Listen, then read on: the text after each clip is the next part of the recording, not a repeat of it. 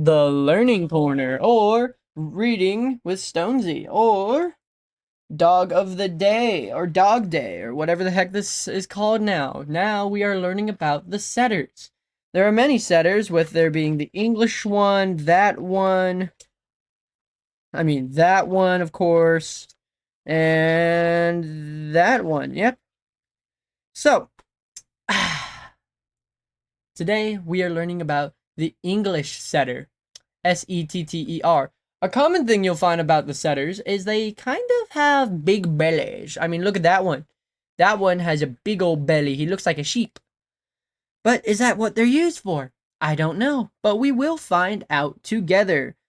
And, of course, I can't make fun of the fact that he has a big old belly, big old fat dog, until we know the history. It's rude to make fun of something unless you know the history of it. So the history of the English setter is that even before the advent of the shotgun, when birds were often caught with a net, dogs were trained to crouch when they pointed game. These setters were forerunners of today's setters. The English setter is the oldest known of this group, perhaps dating back to the 14th century. It was developed to locate game on the moors and then the freeze until the game was dispatched. The English setter's ancestors probably included the Spanish pointer, Springer Spaniel, and the large water spaniel. The cultivation of the English setter through conserved pure breeding and undertaken by Edward Laverack beginning around the 1825 and continuing over 35 years. These dogs form the basis of all English setters today. Incidentally, the term Belton was coined by Laverack to describe the roan and thicket flecks of color which comes from the town of Belton, where Laverack hunted. The other most influential breeder, Purcell Lillewin, obtained his foundation stock from Laverack, but based his breeding on field ability alone. Lillewin crosses Laverack's with unrelated English setters to produce much outstanding field dogs that were imported to America. The Laverack and Lillewin setters diverge, and the Laverack providing the foundation of the show setters, and the Lillewin forming the foundation for the field setters. Most types have enjoyed steady popularity in America, although no date has been specified, apparently. Now, you know how these little doggies, I'm sorry, not little, big doggies got their history and how they came to be. But now, you want to know how they act. What's their temperament? What do they do, Stonesy? Well, the temperament of the English setter is that the bred could cover a lot of area when hunting. The English setter is a lively dog that loves to hunt and run. This is especially true of the dog from field lines. If not given sufficient exercise, they can be tracked overly lively inside. Without daily exertion, they're calm and largely laid back. Or tractable house dogs. I'm sorry, I'm losing my lines. Those from formation lines are particularly laid back and generally excel with children and less active adults. This is amiable, easygoing breed that gets along well with children, strangers, and other dogs. So this is a very kind and very big doggy. So, it's pretty good. It's pretty good for what it is. Now, for the upkeep, because my kid wants one of these big old turkey dogs. So I, as a parent, need to know what the heck is the upkeep of these things. So the upkeep of the English setter is that the English setter needs a lot of exercise every day, requiring at least an hour of hard exertion. It is best that we can live inside and play outside. The long coat needs regular brushing every 2 to 3 days. The white coat may be difficult to keep gleaming in some areas. Some clipping and trimming every month or two is advisable for optimal good looks. So yeah, you're going to need to trimmy up this dog and make them look like your perfect little Ken dog every 2 to 3 days. I would say every other day, every 2 days, but that's just me. Now, if you're a child, please cover your ears because this is the worst part about owning a dog. If you're an adult or a teenager, please keep your ears keen and peeled. I don't know why you would peel an ear. Ugh, that sounds disgusting. Go eat a banana instead. So, now we have to get onto the health section. So, the health of the English setter's major concerns is deafness, CHD, elbow dysplasia, and hydrothyroidism. Basically, blindness, the fear of stuff, can't hear really well, that type of stuff. Their minor concerns are PRA and OCD. So, they might get a little scratchy and they might occasionally be like, oh, what? Or they could sometimes have it, but, it's only that. It's occasionally seen with epilepsy, which is never good, so keep them away from flashing lights. The suggested test that you should take this dog every other month, or maybe even every month, depending on what type of parent you are, is hearing, hip, elbow, eye, and thyroid testing. And their lifespan is 10 to 12 years, which is pretty good for a dog. Now, I look, Stonesy. You told me about having my kid cover his ears for the health section. So what's the problem? I don't have any kids, so what's the form and function of these dogs? What do these dogs do that makes me, as a single parent, want to own them? I mean, I'm a hunter too, so what do? The form and function of the English Setter is it's an elegant and athletic hunting dog with the ability to run tirelessly at a good pace. Its trot is ground covering and effortless. With the head held proudly and the lively tail, the coat is flat, and the feathers on an ear, underside, back and legs, underside the thighs, and tail. It's marked and indistinctive and consisting of flecks of color, sometimes with patches, on the white background. The combination of good looks and hunting ability make the English Setter the most perfect gentleman's hunting companion. The Labraks tend to be larger, carry more feathering, often the deeper muzzle, and usually hold their tails nearly level on the point. The Lowlands tend to be smaller, faster, and with less coat, and often larger patches of color. They tend to hold their tail straight up when on point. So the final thing for this episode is the at a glance section. Let me explain this again. Let me explain this to you how this section works. It goes from 1 to 5 stars. So 5 means it's the best or the worst depending the situation. 4 means it is better than average, or it could be worse. 3 is average, it's cool, whatever. It's like that dog over there. 2 is below. Oh no, oh gosh, it's not gonna care. And 1, oh gosh, oh no, it's 1, the worst that it can be. Unless it could be the best depending the situation. So, with that fun little rhyme out of the way, the energy level and exercise requirements for these dogs is at a 4. So you're gonna need to go give them a lot of exercise, but they're also gonna have the energy to do it. Their playfulness is at a 3, so they're pretty playful for a dog. They're not going to hide away. Their affection level is at a 4, so they'll love you more than the average dog, which is good, considering they're big old turkey dogs like this.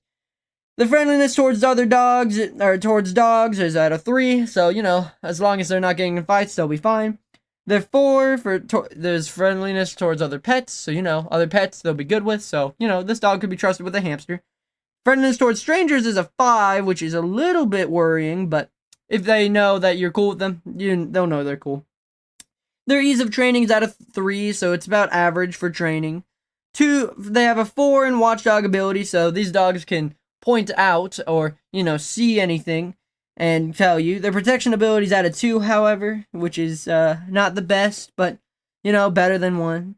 The grooming requirements, cold tolerance, and heat tolerance are at a 3. This is the first time they got the grooming requirements is higher than a 2. And yeah, that makes sense considering you have to groom them every other day for a healthy coat. Speaking of healthy, the weight of the average male is 60 to 65 pounds, with the female being 50 to 55 pounds. Field types could be about 10 pounds less, meaning, dogs out in the field who are duck hunters and stuff like that. The height of the English Setter for the male should be about 25 inches, and for a female about 24. There's no specific inquiries about if they're a field type or not. So with that is the end of the English Setter. Do you own an English Setter? I don't know if you do or don't. Well, it doesn't really matter, because the next type of setter is the Gordon Setter. This is like the other doggy, except this one looks like a Rottweiler mix. Maybe he is. He's just a big old fat Rottweiler. Or I guess he's skinny considering the thing, but he's silly looking. But of course, you can't make fun of something without knowing its history. So, as such, we're going to read the history of the Gordon Setter. The Gordon Setter's history is that it's a black and tan setters existed in Scotland at least by the 1600s, but it was not until the late 1700s that the breed became established as the Gordon the Castle Setter. The 4th Duke of Gordon kept many of these dogs at the Gordon Castle, thus lending to the breed its name. Efforts to breed the finest setters at Gordon Castle continued through the efforts of the Duke of Richmond after the 4th Duke's death. The 4th Duke's death. Although the breed's name had changed back to the black and tan setter around 1900, the name Gordon Setter was restored when the English Kennel Club registered the breed.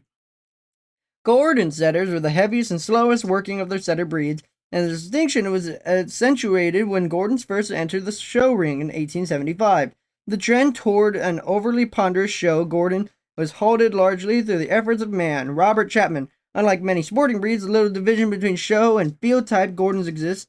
Gordon Setters had arrived in America in the middle 1800s, were among the first breeds recognized by the AKC, receiving the nod of 1892. The breed and the favorite among the hunters, demanding one-man shooting dog, though it generally lacks the flash and speed of the other setter breeds. Although its steady following, it has never been popular as the other pets. They're setters as a pet. So now that you know the history, your kids are like, well, if I get this dog now, then I'll be looking cool because I know the history, Dad. So I want it. But now you're like, hold on, son. Before I talk about this, we need to know the temperament. How do these dogs act? What, will they get easily angry? Are they good around kids? Well, the temperament of the Gordon Setter is that the Gordon Setter is capable, closely working bird dog, and it can run and hunt all day. This kind of energy needs a regular outlet for the dog and is apt to become frustrated. Gordons take lively, enthusiastic companions and need the company of lively people. Somewhat more protected than the other setters, it is reserved towards strangers and sometimes aggressive towards strange dogs. The Gordon has earned its reputation as a devoted family dog. And the Gordon has earned its reputation as a devoted family dog. That's a really short temperament. But yeah, it's good with other dogs, not good with other people. So, keep an eye on that. Now, for some reason in your weird mind, you want this dog still. So, yeah, I want to know the upkeep. What do I have to do to keep this dog beautiful and healthy as he is? Well, the upkeep of the Gordon Setter is that the Gordon needs much strenuous exercise every day in order to stay in shape. It can live outdoors in temperate climates, but it must be able to spend ample time with people and does best dividing its time between inside and outside. Its coat needs regular brushing and combing every 2 to 3 days. In addition, some clipping and trimming is needed for optimal good looks. You want this dog to be good looking? You gotta work for it, baby. And you also have to groom and trim. This dog is your average Ken dog, except it loves the family, unlike Ken, I guess. I never watched the Barbie movie. So, yeah, that's what you gotta know about that. So, any children listening to this, or any teachers showing the kids this, have cover their ears or something. This is only for adults and teenagers only. The health of the Golden Setter is always the worst part for me. Their major concerns are CHD and gastric torsion. Basically, they have somewhat weak stomachs. The minor concerns are PRA, elbow dysplasia, cerebellar atrophy, and hydrothyroidism. Basically, just keep an eye on their ligaments, such as their arms, legs, neck, because they have that. They could sometimes have weak or somewhat broken that. They're occasionally seen with no type of diseases, which is always good. Their suggested tests that you should have once a month or every other month is on the hips, elbows, eyes, and thyroids. Their lifespan is 10 to 12 years, which is always a sad thing to learn about dogs, is they're not always gonna be with you. It's something that we learned today on the island of the Blue Dolphins when it came to Run 2. Very sad. For the final part of second to final part of today, you're gonna want to know the form and function, because let's face it, you don't have kids. You don't want to have kids. So, yeah, why would you have kids? I want to know the form and function of these dogs, what they look like, what they do, that type of thing. So, for the form and functions of the Gordon Setter is that they're the heaviest of setters, and the Gordon is certainly built in plenty of substance and bone. The suggestion would be one of strength and stamina rather than speed. It's square proportioned, upstanding, and stylish. Its gait is bold, smooth, and effortless, with head carried proudly and tail constantly flagging. The Gordon Setter carries a thicker coat than the other setters. The hair is straight or slightly wavy, always soft and shiny. Longer feathering is on its ears, underside, back its legs, and tail. The whole impression would be of a rugged dog capable of withstanding a long, active day in the field in a variety of conditions. So this dog is big exercise, big strong dog. And you're always going to want to keep this dog active. Always, always, always. So before we call it a day today, it's time for the At a Glance 5-star review. So 5 stars means it is the best, no questions asked, or it is one of the better ones. 4 means it's better than average. 3 means it's might as well be average. 2 means it's under average, and 1 means it's below average, or really, really below average. All these scores could be good. All these scores could be bad, depending on which one it is. So, without further ado, let's get to the proper rankings. The energy level, exercise requirements, and affection level of the Gordon Setter is at a 4. So this dog has a good amount of energy, a good amount of love to give, and a good amount of exercise requirements. Like I said, it's sometimes good, sometimes bad. So this dog is going to need some ample exercise. The playfulness of this dog is at a 3. So, it's as playful as any other dog. Be nice to it, it'll be nice to you. The friendliness towards other dogs is at a 2. So, watch for that. The friendliness towards other pets, however, is at a 4, which kind of doesn't make sense, but at the same time kind of does, because they might not be friends to other dogs, because they could be aggressive, but they might be friends with a cat, because, they're always aggressive, so they're not going to know the difference. Their friendliness towards strangers is at a 2, which could be good and could be bad, depending on what stranger it is. Could be a family member, could not be. Their watchdog ability is at a 4, so they can find out who it is. I think all setters have a watchdog ability of 4, although I could be mistaken. No, it doesn't seem that I am. Now, the ease of training, protection ability, grooming requirements, cold tolerance, and heat tolerance are all at a 3. It is average. Heat and cold tolerance are average. You're not going to have to look out for them because they can easily get through the heat and the cold just fine. The protection ability is one of the highest of the setters so far, so that's always good. And, they're decently easy to train. They're average. They're an average ease of training, which is always very, very good. But, yeah.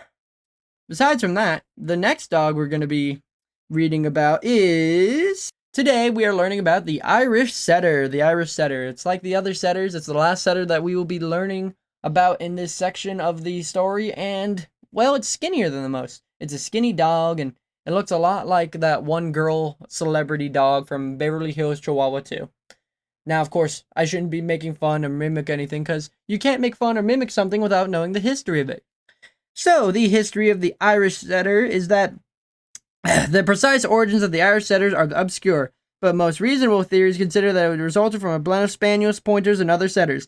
Mostly the English, but, to a lesser extent, the Gordon Irish hunters needed a fast-working, keen-nosed dogs, large enough to be seen from the distance. They found their dog in the red and white setters produced from these crosses. The first kennels of solid red setters appeared around 1800. Only a few years these dogs had gained the reputation of the rich mahogany color. By the mid-1800s, Irish red setters, as they were originally known, had come to America, proving themselves as effective in American game birds as Irish ones. Needed fast-working, keen-nosed dogs, large enough to be seen from a distance. They found their dog in the red and white setters produced from these crosses. The first kennels of the solid red setters appeared around 1800. Only a few years these dogs had gained the reputation of the rich mahogany color. By the mid-1800s, the Irish red setters, as they were originally known, had come to America, proving themselves as effective on American game birds as Irish ones. Back in Ireland, around 1862, the dog was forever changed the breed. Champion Palmerston was born, which had an unusually long head and slender build. He was considered to be too refined for the field, so his owner ordered him drowned. Another fancier interceded, and the dog became a sensation as a show dog, going on to sire an incredible number of offspring. Virtually every modern Irish setter can be tracked in the Palmerston. Interest changed from the field trials into dog shows. An emphasis changed from hunting daily to glamour. Despite this, the Irish setter became a capable hunter, and decided breeders took steps to retain the breed's dual abilities.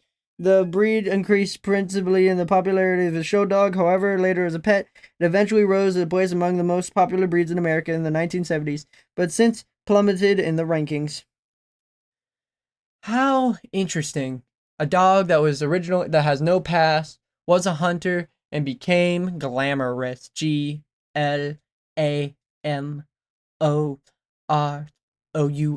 Yeah. Glamorous. Now, do you want one of these glamorous, oh so glamorous, yeah, dogs for yourself? Well, then you gotta know the temperament of them before you know it. Are they gonna bite my kid? Are they gonna show off all the money that they own and all the cool and expensive cars they have? Well, the temperament of the Irish setter is that the Irish setter was bred to be the tireless and enthusiastic hunter and approaches everything in life with rollicking, good-natured attitude. Full of gusto and fervor, given the daily outlet for its energy, it makes it a pleasant companion. Without ample exercise, can be overly active inside and become frustrated. It's an amiable breed, rather eager to please when to be part of his family's activities. It is good with children, but can be too rambunctious for small children. It is less popular as a hunter than the other setters. So, it's a calmer breed, but still is a hunter at the end of the day. So, they're not going to show off their money, they're just going to relax and show off their energy more than anything. Now, for the upkeep of these dogs. What do I have to do to keep this dog the beautiful and fine dog that it is? Well, the upkeep of the Irish setter is that the Irish needs exercise, and lots of it. It is not fair to take the dog selected for boundless energy and expect it to sit inside. A minimum of 1 hour of hard, strenuous games and exertion a day is recommended. Because of its energy, it is not suited as an apartment dog. It can live outside in temperate or warm weather, but it needs warm shelter and needs to come inside in colder weather. It is a sociable dog that it does not best living with his family. The coat needs regular brushing and combing every 2 to 3 days, plus some clipping and trimming to look its best. Now, this dog is more work than it is action, so you might need to keep an eye out for that. Now, for any children in the room or any students or whatever, please cover your ears now, as we are getting to the health section. Any adults or teenagers, start writing notes because this stuff is important. For the health of the Irish setter, the major concerns you have to look for are the PRA, CHD, and the gastric torsion, stomach problems, eyes problems, leg problems. Minor concerns are the megaesophagus, panisotasis, HOD, osteochroma, and hyperthyroidism. So, again, keep an eye on the thigh. It's a minor concern, but still a concern all the same. It's occasionally seen with OCD, epilepsy, hemophilia A. I don't know what hemophilia A is, but OCD and epilepsy are pretty common place for Irish setters, or at least epilepsy is. Suggested tests are the eye, DNA, or PRA, hip, cardiac, and thyroid, so they could get some type of blood disease, so keep an eye on that. Their lifespan is 12 to 14 years, and there's even a special note. This is actually new. The note states, with the advent of DNA testing for PRA, this problem should no longer be a concern if both parents have been tested. So, if you are breeding these dogs and both animals have been tested, there will not be any upgrades or, any modification of the DNA. As long as both parents are fine breeded and they've both been tested, this dog will be tested the same exact way too. There's not going to be any evolutions of this said DNA disease. Finally, before we get to the last part of this episode, is the form and function of the Irish setter. Now, among the most breathtaking of dogs, the Irish setter's beauty is part of the result of necessity. Its elegant yet substantial build enables it to hunt with speed and stamina. Its build is slightly longer than tail, giving ample room for movement without interference between fore and hind legs. The trot is ground covering and efficient. The coat is flat, straight, and moderate length, with longer feathering on ears, back of legs, belly, chest, tail, and providing protection from briars without becoming entangled in them. The rich mahogany color is just beautiful. As beautiful as a dog is, there's always certain problems with him, which is always sad, but now we'll have to put that to the test because we are at the final section of today's reading, the at a glance section. Now, for a quick speed run of this, 5 means it's the best of the best. 4 means it's better than average. 3 means it's average. 2 means it's below average. And 1 means it is worse than average. Now, for this quick reading, the energy level, exercise requirements, playfulness, and affection level are at a 5. These are all great except for the exercise requirements, which you're going to need to do a lot. Like I said, an hour straight of strenuous work, running, and doing all those things. No breaks. It's a lot of work on a dog parent, so watch out for that. Friendliness towards dogs and friendliness towards other pets is at a 4. So, yeah, you need to keep an eye out on that. Because they are very nice to other pets and dogs. So, that could be good when it comes to, just dogs in general, but it could be bad when it comes to a chinchilla or a snake. So watch out for that. Friendliness towards strangers is at a 5 as well. So it could be best friends with your brother, or it could be best friends with a robber, which is bad, but it can also be good, depending on how the ease of training is. The ease of training is a 3, so normal. So give them love, they'll trust you. The watchdog ability is at a 4 with a protection ability at 1, which means they can find things really well, but they can't protect anything. There are no teeth in that glamorous dog. It will pay its servants to fight. It doesn't fight itself. Now, the grooming requirements, cold tolerance, and heat tolerance are all at a 3, although I would say the cold tolerance should be at a 2 because, as it said before, these dogs need a warm environment to live in. And finally, the weight of a male should be about 70 pounds, and for a female, about 60 pounds for a good, healthy dog, and the height of a male should be 27 inches, for a female, about 25, which is normal in the animal kingdom. So, with that, that is the end of the setters for right now. The end of the book, the end of the setters. Why does everything have to end so soon?